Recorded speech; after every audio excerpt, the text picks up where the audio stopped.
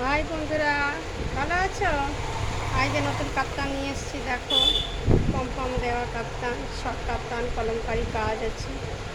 খুব সুন্দর দেখতে, অনেকগুলো কালার পেয়ে যাবে। দেখো, দুটো কালার উপরে বেশ সুন্দর ডিজাইন। এই একটা কালার পাবে, এই একটা কালার পাবে। দেখো,